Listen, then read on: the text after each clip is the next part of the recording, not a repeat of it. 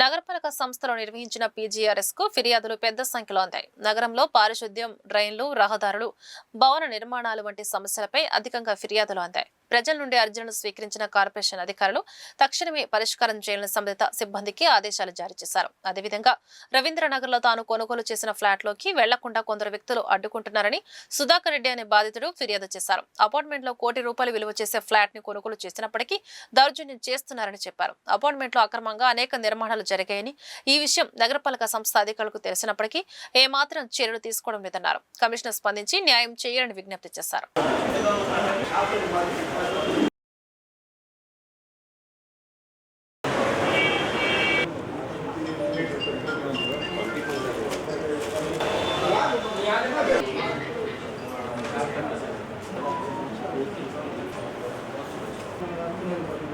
నా పేరు సుధాకర్ రెడ్డి అండి. రవీంద్రనగర్ 4వ లైన్లో ఒక అపార్ట్మెంట్ నేను ఇంకో నలుగురు కలిసి కట్టుకున్నాము. కట్టుకున్న 2 సంవత్సరాల తర్వాత కట్టుబడి అయిన తర్వాత ఆ అపార్ట్మెంట్లో మిగతా నలుగురు నన్ను బయటికి ఇంటేశారు. ఈ విషయమై కమిషనర్ గారికి 4 సార్లు కంప్లైంట్ చేశాను. ఎటువంటి అనుమతులు లేని ఆ అపార్ట్మెంట్లో ఆ నలుగురు కుటుంబ సభ్యులు నివాసం ఉంటున్నారు. పవరు, వాటరు, అదర్ ఫెసిలిటీస్ అన్ని వాడుకుంటున్నారు. ఈ విషయమై మన కమిషనర్ గారి, పాత కమిషనర్ గారికి, ఈ కమిషనర్ గారికి కూడా గత 4-5 సార్లుగా కంప్లైంట్ చేయడం జరిగింది. కానీ ఆ కంప్లైంట్ ఏం జరుగుతుంది అనేది తెలియట్లేదు. కింది స్థాయి సిబ్బంది దగ్గర ఆగిపోతుందా, మధ్యలో ఆగిపోతుందా, లేదా వేరే విషయంగా దాన్ని ఆపేస్తున్నారా అనేది తెలియట్లేదు. ఈ విషయమై నిన్న సాయంకాలం కూడా ఒక మెయిల్ పెట్టడం జరిగింది కమిషనర్ గారికి. ఫైనల్గా వాళ్ళు ఏ పరిస్థితిలో ఎలా ఉంటున్నారు, ఆ నైట్ మోడ్ అపార్ట్మెంట్ ఎలా ఉంది, అందులో ఏమేమి ఫెసిలిటీస్ వాడుకుంటున్నారు, వాటర్, ఎలక్ట్రిసిటీ వాడుకుంటున్నారు, ఇప్పుడు దానికి ఎటువంటి ఆక్యుపెన్సీ సర్టిఫికేట్ కానీ మార్కెట్ లీజ్ కానీ అవ్వకని అపార్ట్మెంట్లో ఆ నలుగురు కుటుంబ సభ్యులు ఉంటున్నారు.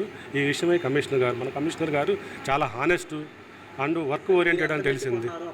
అందరం మేము నలుగురం కలిసి స్థలం కొని కట్టుకున్నాం. అపార్ట్మెంట్ దగ్గర ₹1,10 కోటి ఇన్వెస్ట్ చేయడం జరిగింది. నాకు ఇండివిజువల్గా ఒక్కొక్కళ్ళు ₹1 కోటి అందరం కలిసి కట్టుకున్నాం. నన్ను బయటికి గెంటేశారు.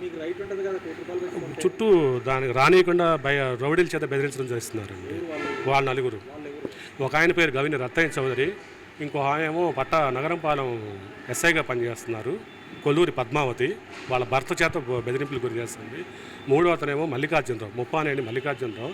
4వ అతనేమో గవిని భార్గవరాము. ఈ నలుగురు కలిసి నా ఇంటికి చుట్టూ చెక్కలు కొట్టి నన్ను రానియకుండా చేస్తారు. దానికి కాదు మీకు ఫోటోగ్రాఫ్స్ కూడా తెచ్చాను, మీకు చూపిస్తాను అందరికి విడివిడిగా.